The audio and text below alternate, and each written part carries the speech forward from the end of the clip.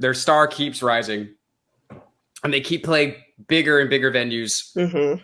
And they actually kind of start writing songs specifically for these venues. And then this is where the talent of all the band members comes in, because they're all writing hits.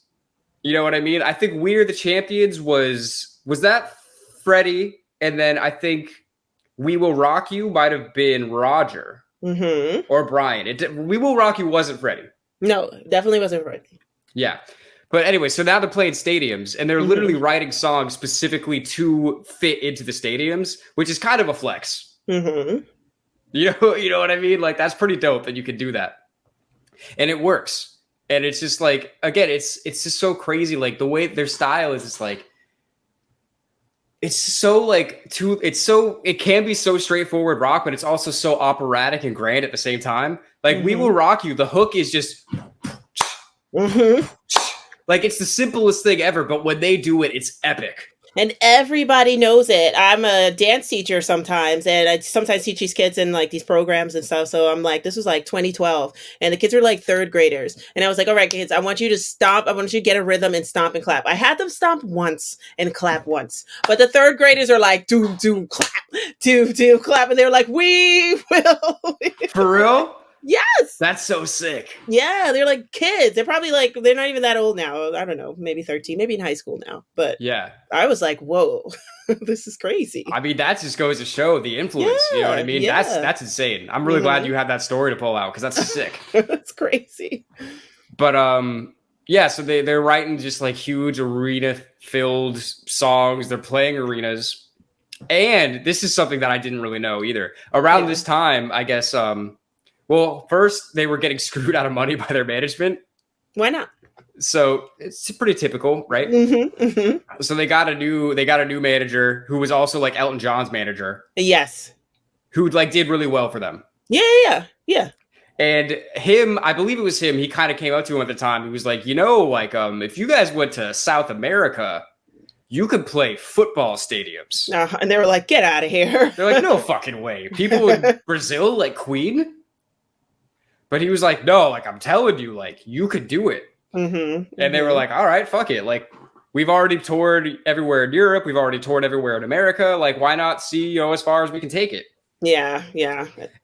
And so they start to, you know, set up shows. And it's crazy because the governments of these countries, like, at first they would like didn't want them to do it. Exactly. They're like on the phone with the army general. Like, that's who's in charge, not the promoter. You know, that's how you know you made it. One of the kings of the country is like, listen, what if somebody shouts out, Viva, wrong person? Like, you know what I mean? In the middle of that, like, what's going to happen then? It's going to start a riot. They're like, are we going to have to kill all of our citizens? Because that's what they're thinking. They're not thinking about things breaking down. They're like, we don't have to kill too many people. Like, they're literally like, you're talking about hundreds, maybe not hundreds of thousands, but tens of thousands of people gathered into a crowd. Yes. And when you have, you know, somebody like Freddie or the whole band that can galvanize people like that, imagine if they just said, everybody, find the nearest cop and punch him in the face. Like, they would probably fucking do it in that moment. Yeah. You know what I mean? And they were like legitimately worried about that. But their manager, smart guy, he just like, He pulls the fucking Roman card on them. He's just like, think about it like this. This is Panacea for the people. This is the gladiator games for the people. You give them food and you give them circus, and they're not gonna give a shit. Right. You know what I mean? Yeah. So they were like, okay, we'll let the people have some rock music. If you want Queen to come back, you will all behave yourselves. And it's so wild. I mean, they had to have like basically the army as their bodyguards. You know, because they didn't want them to get kidnapped and shit, and then it would be a whole international incident. Like, yes, this is so big time. It's just insane. Yeah. And like it's the coolest thing ever though, because it's like they go there, they have like all of that going on, and Latin America comes outside. Like, we were just talking about it just the other day. Like, Latin America will support, and Roger was like, they knew all the words, Brian too. Like, they knew every single word. They didn't even speak English, and they knew all the words to their songs. Yeah. Like, whoa. It's just insane. And I didn't even think about this. Again, this is another thing about Queen, that they're just so influential. I almost didn't even realize how influential they were until we were doing all of this research. But, you know, it would kind of like we were saying, like, to this day, South America loves their fucking rock music. Mm-hmm.